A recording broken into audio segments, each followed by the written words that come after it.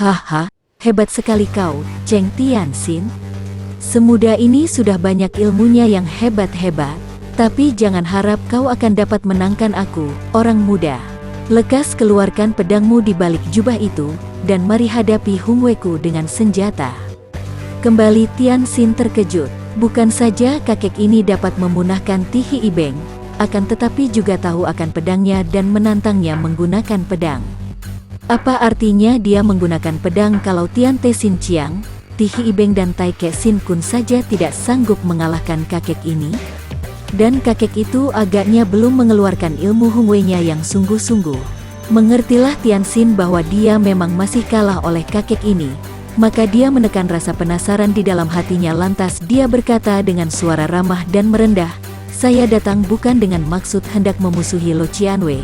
Mengapa saya harus mempergunakan pedang?" Kakek itu tertawa bergelak, "Hahaha, kata-katamu memang enak didengar. Akan tetapi aku sudah mendengar betapa ganasnya engkau menggunakan pedangmu ketika engkau mengamuk di kota Lokyang dan Sukao. Nah, orang muda, engkau berpedang dan aku memegang Hungwei, kita lihat siapa lebih unggul." Ayah, agaknya dia takut kalau pedangnya akan melukai dirinya sendiri, hahaha.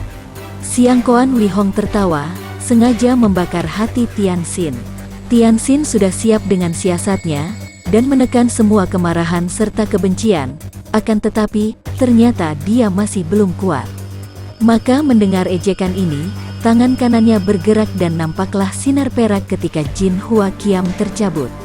Melihat pedang yang tipis dan pendek ini, Pak San Kui tertawa. Hahaha, ternyata pedang seorang wanita. Cheng Tianxin, apakah pedang itu pedang tanda mata dari seorang kekasihmu? Harap jangan menghina. Tianxin berteriak, menahan diri agar tidak memaki kakek itu. Ini adalah pedang pemberian nenekku. Nah, sambutlah. Dia pun segera menggerakkan pedang itu, dan karena dia tidak mempelajari ilmu pedang khusus, maka dia pun lalu memainkan ilmu silat Tai Ke Sin Kun yang kalau dimainkan dengan pedang bisa menjadi Tai Ke Sin Kiam. Gerakannya cukup hebat sehingga begitu pedang diputar nampak gulungan sinar perak. Kakek itu mendengus dan nampak kecewa, lalu menggerakkan Hungwei-nya dan begitu Hungwei bergerak, maka terkejutlah Tianxin. Sudah diduganya tadi bahwa memang senjata Hungwei ini adalah keistimewaan kakek itu, akan tetapi tidak pernah disangkanya Hungwei itu demikian hebat. Baru belasan gebrakan saja dia sudah tidak mampu balas menyerang.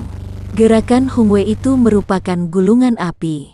Dan selain cepat, juga amat aneh sehingga sukar diikuti.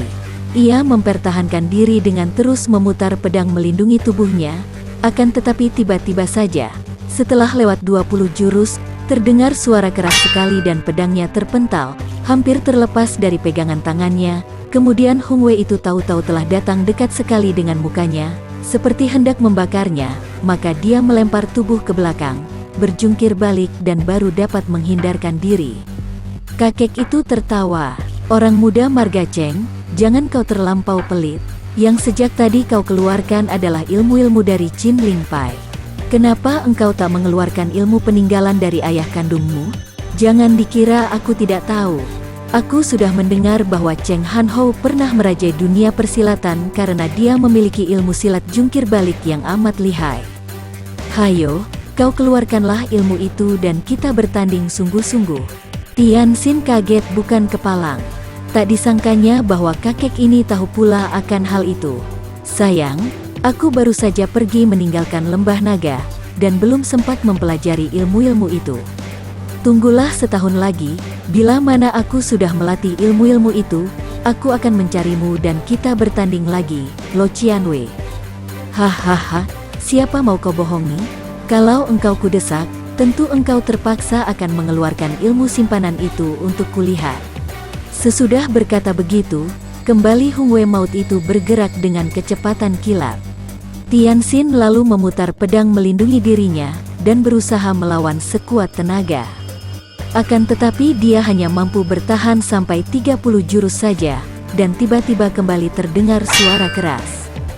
Sekarang Hungwei atau gulungan sinar api itu berputar-putar hingga pedangnya seperti terlibat dan ikut berputar, Kemudian, tiba-tiba saja pedangnya terlepas dan Hung Wei itu menyambar. Dia mengelak untuk disambut tangan kiri, dan dia cepat mengerahkan Tihi Ibeng. Akan tetapi punggungnya terasa panas dan Tihi Ibeng itu membuyar. Lalu dia menggunakan tenaga Tian Te Sin Chiang untuk melindungi punggungnya yang dicengkeram oleh tangan kiri lawan. Akan tetapi, jari-jari tangan itu meremas dan memutar sedemikian rupa sehingga semua ototnya terkena remasan. Kemudian tiba-tiba saja Tian Xin roboh dengan lemas. Kakek itu tertawa dan dengan marah Tian Xin berusaha untuk bangun. Akan tetapi setiap kali dia menggerakkan tubuhnya, dia menahan rasa nyeri yang amat sangat di punggungnya dan roboh lagi. Punggungnya itu seakan-akan patah tulangnya. Dengan punggung seperti itu, maka tentu saja dia tak mampu lagi menggerakkan tangan kakinya. Karena setiap gerakan kaki tangan sudah tentu mengandalkan kekuatan dari punggung. Ayah, kenapa orang ini tidak dibunuh saja? Tiba-tiba Siang Koan Wei Hong berkata sambil meloncat maju dengan Yang Kim yang berbahaya itu di tangannya. Tian Xin maklum bahwa dengan sekali pukul saja, dia sudah tidak berdaya menghindar dan nyawanya akan melayang. Akan tetapi dia kini rebah terlentang dengan sinar mata terbelalak penuh keberanian. Seolah-olah dengan sinar matanya itu dia menantang maut. Hahaha, jangan dibunuh. Aku telah berjanji bahwa dia masuk ke sini dalam keadaan hidup, maka keluarnya dari sini pun dalam keadaan hidup. Akan tetapi hidup yang bagaimana? Hahaha, ingin aku melihat bagaimana wajah Pangeran Cheng Han Ho, jagoan nomor 1 itu bila dapat melihat puteranya yang tampan gagah berubah menjadi seorang manusia tapadaksa yang tidak berguna sama sekali. Tian Xin merasa ngeri juga membayangkan ancaman ini. Tentu kakek itu akan membuat dirinya menjadi seorang manusia cacat, yang membuat dia selama hidupnya tidak berguna. Itu lebih hebat daripada kalau dia dibunuh, maka dia pun cepat menggunakan akal. Pak San Kui, kalau ayahku masih hidup, atau kalau aku sudah mempelajari ilmu-ilmu dari ayahku, aku yakin engkau tidak akan berani bersikap seperti ini. Pak San Kui memandang padanya kemudian mengangguk-angguk. Mungkin sekali, akan tetapi sayang, ayahmu telah tidak ada lagi dan engkau ternyata hanya merupakan murid Chin Ling Pai yang amat baik, sama sekali tidak mewarisi kepandaian ayahmu. Dan engkau sudah membuat Po Atai Jin menjadi manusia yang hidup tidak, mati pun tidak. Maka aku pun hendak membikin engkau seperti dia. Orang macam Po Atai Jin itu tidak dibunuh pun masih untung. Apa gunanya orang seperti dia yang demikian ceroboh? Menggunakan perampok-perampok tolol untuk menjalankan siasat, kemudian membasmi keluarga Ciu. Tahukah Lo Qianwei siapa Ciu Haisun? Dia tokoh besar Xiao Lim Pai dan apa artinya itu? Artinya bahwa gerakan sekutu Lo Qianwei itu akan mendapat tentangan yang besar dan kuat. Jika Po Atai Jin cerdik, tentu dia akan mempergunakan orang-orang yang lebih lihai agar usaha merampok itu berhasil baik, dan juga tidak membunuh orang Xiao Lim Pai. Lo Qianwei, aku adalah putra Pangeran Cheng Han Ho, karena itu aku telah membunuh sebanyak mungkin pasukan pemerintah. Apa kenyataan ini masih belum cukup membuka mata bahwa aku adalah seorang sekutu Lo Qianwei yang cukup baik, bahkan jauh lebih baik daripada orang marga Poa yang tolol itu? Kakek itu mendengarkan dengan alis berkerut, akan tetapi wajahnya mulai berubah dan sinar matanya berseri. Dan andai kata benar omonganmu, dan aku menjadikan engkau sekutu, lalu apa gunanya engkau bagiku? Lo Qianwei, mendiang ayahku itu adalah seorang jagoan nomor 1 di dunia. Lo Qianwei tentu sudah mendengar pula akan ilmu-ilmu yang dimilikinya, ilmu-ilmu hebat dan mukjizat Hok Leong Sin Chiang, tangan sakti penakluk naga, dan ilmu dengan berjungkir balik yang disebut Hok Te Sin Kun, silat sakti balikan bumi. Wajah kakek itu makin berseri dan dia pun mengangguk. Hanya dongeng saja, buktinya, putra tunggalnya pun tidak mampu memainkan kedua ilmu itu.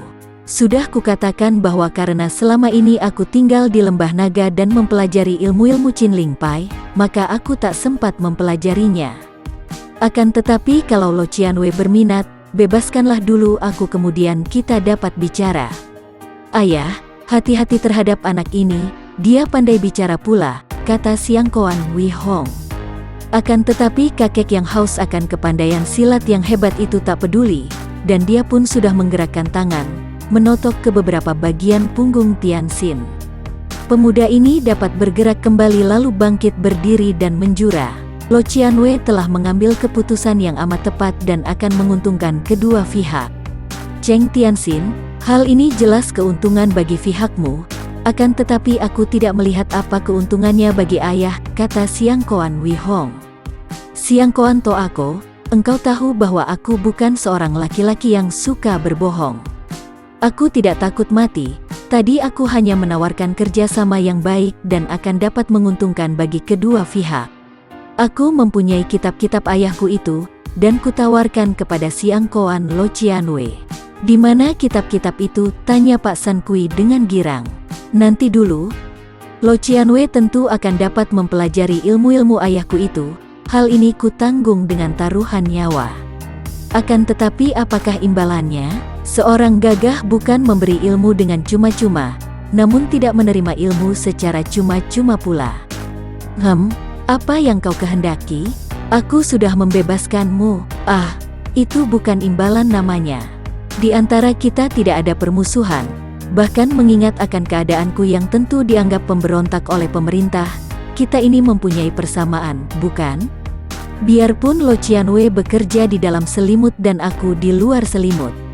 Hahaha, engkau memang cerdik. Nah, apa yang kau minta sebagai penukar semua ilmu-ilmu peninggalan Pangeran Cheng Han Ho? Lo Qianwei, di antara ilmu-ilmu Lo Qianwei, yang amat menarik dan mengagumkan hatiku adalah ilmu Hungwei dari Lo Qianwei tadi. Maka, aku mau menukar kedua ilmu peninggalan ayahku dengan ilmu Hungwei dari Lo Qianwei. Hahaha, engkau memang cerdik bukan main. Selama hidupku belum pernah ada orang yang mampu menandingi ilmu Hungweiku ini, dan sekarang engkau ingin mempelajarinya. Hahaha, baiklah, kita tukar dua ilmu itu. Ayah, Siang Koan Wei Hong berseru kaget. Sebagai putra datuk itu, dia sendiri belum diberi pelajaran ilmu itu yang menurut ayahnya tidaklah mudah, dan di samping harus memiliki bakat yang amat baik, juga membutuhkan waktu yang amat lama sekali. Dan selain itu harus menjadi ahli menghisap asap tembakau pula. Padahal Siang Koan Wei Hong tidak suka menghisap pipa tembakau, oleh karena itu, selama ini dia belum pernah mempelajari ilmu simpanan ayahnya itu. Aku sudah berjanji, ayahnya memotong, dan kita masing-masing mempelajari ilmu-ilmu itu selama 6 bulan. Setujukah engkau, Cheng Tianxin? Baik, Lo Qianwei, 6 bulan sudah cukup bagiku. Pemuda itu kemudian menanggalkan jubahnya, tidak melihat betapa Siang Koan Wei Hong tersenyum-senyum, karena pemuda ini sudah dapat menangkap siasat ayahnya. Menurut ayahnya, untuk dapat mempelajari ilmu Hungwei itu secara sempurna, orang yang berbakat baik sekalipun membutuhkan waktu paling sedikit 3 tahun. Dan kini ayahnya berjanji akan mengajarkan ilmu itu selama setengah tahun saja. Mana mungkin Tianxin akan dapat menguasainya dalam waktu setengah tahun? Sebaliknya, ayahnya adalah seorang yang bakatnya luar biasa sekali dalam hal ilmu silat. Ilmu silat apapun, sesudah dilatihnya 2-3 kali saja tentu sudah dapat ditangkap intisarinya dan dapat dikuasainya. Sekali ini Tianxin kena batunya dan berjumpa dengan seorang datuk yang selain lihai juga amat cerdik.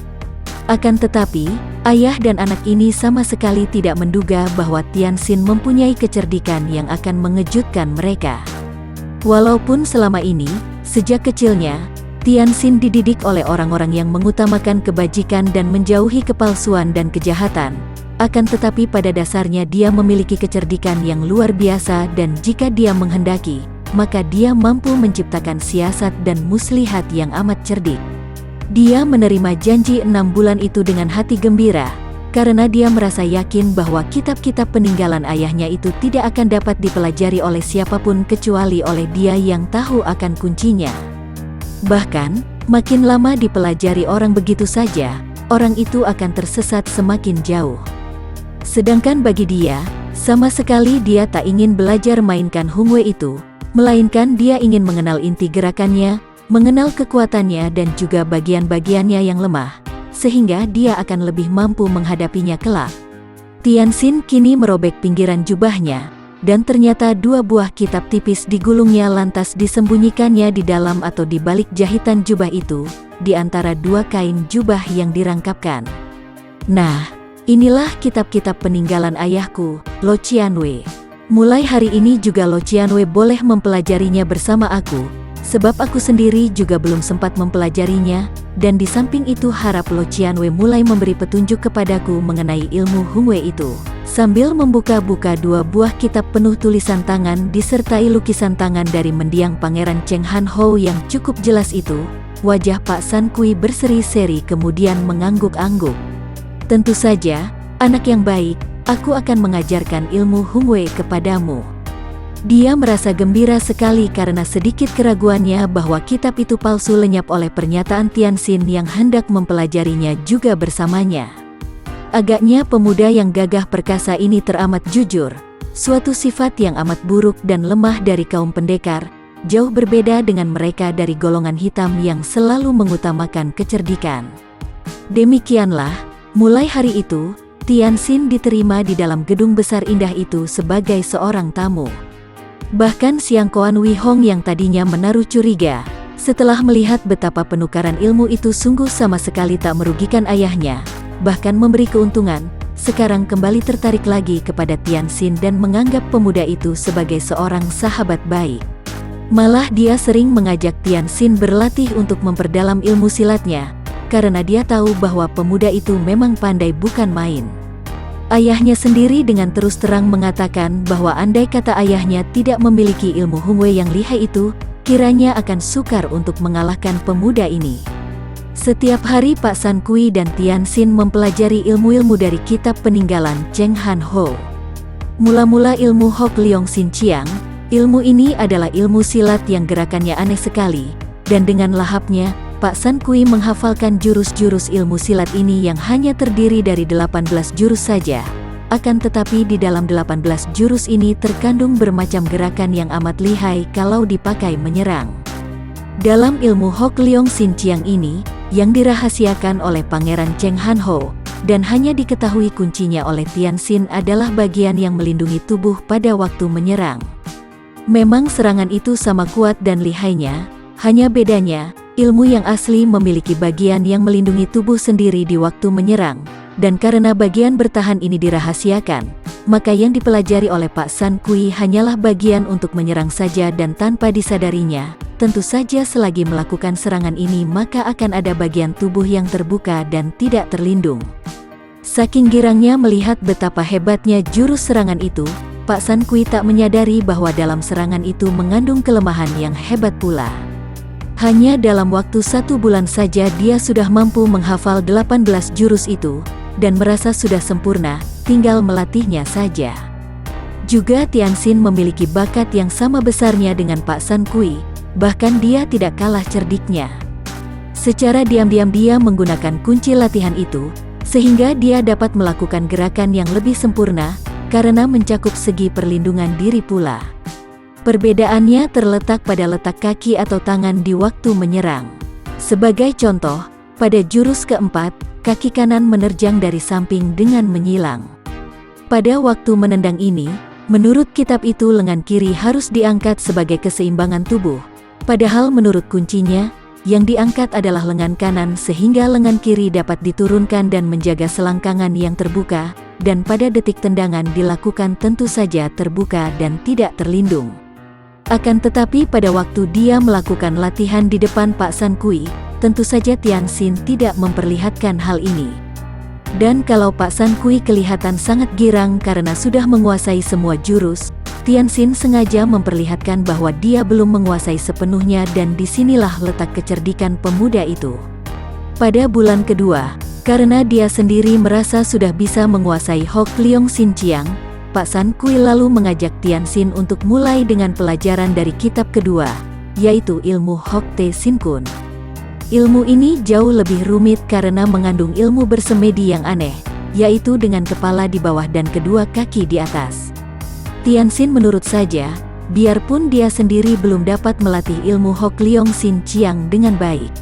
Maka, pada bulan kedua, mulailah mereka berdua melatih diri dengan si Ulian menurut kitab pelajaran Hokte Sin Kun, yaitu jungkir balik.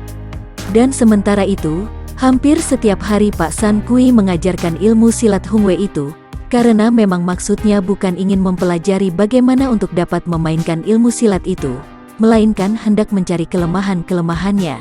Kakek itu adalah seorang datuk, tentu saja dia pun tidak mau menyembunyikan ilmunya, bahkan dia bermain silat Hung Wei secepatnya sehingga akan sulitlah bagi Tianxin untuk mempelajarinya. Dan pemuda ini memang dapat melihat alangkah hebat dan tangguhnya ilmu silat ini, di samping gerakan-gerakannya yang aneh. Akan tetapi dia pun mulai dapat melihat bahwa pada dasarnya, ilmu silat itu adalah ilmu silat pedang yang hebat. Hung Wei yang panjangnya sampai 3 kaki itu digerakkan seperti pedang saja, jadi pada hakikatnya tidak berbeda dengan ilmu silat Yang Kim yang dimainkan oleh Siang Koan Wei Hong. Ilmu silat Yang Kim itu pada dasarnya juga ilmu pedang yang disesuaikan dengan Yang Kim. Ilmu Hung Wei ini pun merupakan ilmu pedang yang disesuaikan dengan Hung Wei sehingga tusukan pedang menjadi totokan Hung Wei. Hanya hebatnya, masih ditambah lagi dengan penggunaan panasnya Hung Wei, serta api yang keluar dari mulut Hung Wei, juga asap yang dapat dipergunakan untuk menyerang lawan. Kunci-kunci yang terdapat dalam ilmu Hokte Sin Kun ini lebih hebat lagi. Memang kalau dilihat begitu saja, cara Tianxin bersemedi tidak ada bedanya dengan yang dilakukan oleh Pak San Kui dalam melakukan latihan menurut kitab itu. Akan tetapi sesungguhnya terdapat perbedaan yang amat besar. Berjungkir balik dengan kepala di bawah dan kedua kaki di atas, dengan punggung tegak lurus, merupakan kedudukan tubuh yang baik sekali untuk membantu gerakan perjalanan darah ke dalam otak, dan juga untuk menurunkan hawa murni dari bawah pusar ke otak melalui punggung. Akan tetapi, perjalanan darah ini harus berjalan dengan wajar, dibantu dengan pernapasan yang panjang dan tanpa paksaan sama sekali, dengan pikiran yang kosong dan membiarkan hawa yang panas dari pusar itu perlahan-lahan menjalar turun sampai ke ubun-ubun kepala. Akan tetapi, apabila demikian adanya pelajaran yang sesungguhnya, yang kuncinya telah dipegang oleh Tianxin, kalau menurut kitab yang menyesatkan itu, si pelatih diharuskan menekan tenaga dari Tiantan itu turun dan menembus jalan darah secara paksa. Mula-mula Pak San Kui memang merasa girang sekali karena setelah berlatih seperti itu, dia merasa betapa hawa sakti itu dapat digerakkannya jauh lebih mudah daripada kalau dia bersemedi sambil duduk bersila. Akan tetapi, setelah dia berlatih selama seminggu, dia merasa kepalanya agak pening dan sesudah berlatih, maka pandang matanya selalu berkunang-kunang. Sedangkan pada Tianxin, tidak nampak tanda apa-apa. Akan tetapi dia menghibur diri dan menganggap bahwa ini adalah tanda bahwa latihannya berhasil. Lalu dia pun mulai berlatih dengan ilmu silat aneh Hokte Sin Kun itu, yaitu bersilat dengan kepala di bawah, menggunakan kedua kaki sebagai penyerang utama dan kedua tangan sebagai penyerang pembantu. Dan karena memang kakek ini sudah memiliki dasar ilmu silat yang tinggi, maka gerakan-gerakan itu tidaklah sukar baginya. Sebaliknya, dengan diam-diam, Tianxin juga mempelajari ilmu silat ini menurut catatan yang sebetulnya, yaitu menurut petunjuk dalam kitab yang telah diubahnya menurut kunci yang sudah dipelajarinya sejak kecil, sehingga dia mulai merasakan hasilnya. Tubuhnya menjadi semakin ringan, tenaga sinkang di tubuhnya terasa mengalir dengan cepat dan sangat kuat di seluruh tubuhnya. Akan tetapi hal ini tidak dia nyatakan sehingga kakek itu sendiri pun tidak mengetahuinya. Sesudah lewat 4 bulan, hampir 5 bulan, Tianxin sudah merasa yakin bahwa dia telah mempelajari dengan teliti, dan melihat kelemahan-kelemahan pada ilmu silat Hung Wei dari Pak San Kui. Sekarang, dia menganggap bahwa sudah tiba waktunya bagi dia untuk memperlihatkan diri dengan sesungguhnya dan mengalahkan kakek itu. Dia sudah tinggal cukup lama di situ, dan sudah mendapat tambahan ilmu dengan mempelajari ilmu Hung Wei yang walaupun tak dapat dikuasainya sepenuhnya, akan tetapi telah dipelajarinya gerak-geraknya dan kelemahan-kelemahannya itu. Di samping itu, dia pun telah mempelajari 2 ilmu peninggalan ayahnya, biarpun belum sempurna benar, akan tetapi jelas jauh lebih baik dibandingkan Pak San Kui sendiri yang memperoleh ilmu-ilmu itu dengan cara yang terbalik bahkan tersesat. dan dia akan memperlihatkan kemenangan atau keunggulannya itu kepada Siang Koan Wee Hong dan Pak Tian Sam Leong. Maka dia memilih saat ketika putera beserta murid-murid kepala Pak San Kui itu sedang latihan, dan dia sudah mempersiapkan segala-galanya. Pada saat itu, Pak San Kui sedang bercakap-cakap dengan murid-murid kepalanya, setelah menerima laporan tentang segala tugas yang sudah dilakukan oleh murid kepala ini yang berhubungan dengan pekerjaan mereka. Kemudian Pak San Kui memandang kepadanya dan berkata, "Tianxin, mari kita berlatih. Diam-diam telah hampir 5 bulan engkau di sini, dan mari kau perlihatkan apa yang sudah kau peroleh selama ini." Kakek itu tertawa dan melirik ke arah puteranya. Diam-diam, Tianxin tergetar. Dalam lirikan itu dia seperti melihat sesuatu, dan tentu ada apa-apanya di balik ajakan berlatih ini. Apakah di dalam hati kakek itu juga mengandung keinginan yang sama dengan keinginannya sendiri, yaitu hendak menjatuhkannya dalam latihan itu? Baik, katanya, dan dia mengangkat tempat air minumnya, kemudian minum beberapa teguk air jernih itu, baru dia meloncat ke tengah ruangan Lian Butia itu. Pak Tian Sam Leong dan Siang Koan Wee Hong lalu mengatur tempat duduk, menyingkirkan meja di pinggir dan mereka sendiri lalu duduk menonton, karena mereka pun ingin sekali melihat apa yang selama ini dilatih oleh pemuda itu dan Pak San Kui. "Mari kita lebih dahulu berlatih ilmu Hok Leong Sin Chiang," kata kakek itu dengan gembira sambil menyelipkan hungwenya di ikat pinggangnya.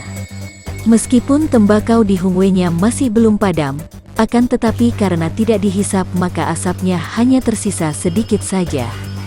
Dia telah siap dengan kuda-kuda dari ilmu silat Hok Leong Sin Chiang menurut petunjuk di dalam kitab. Wajahnya gembira sekali karena dia yakin bahwa dalam ilmu silat baru ini, dia tentu mampu mengalahkan Tianxin yang dia lihat gerakannya belum sempurna benar, masih kaku. Ia pun tahu bahwa perhatian pemuda itu terhadap Hok Leong Sin Chiang harus dibagi untuk mempelajari ilmu Hungwe.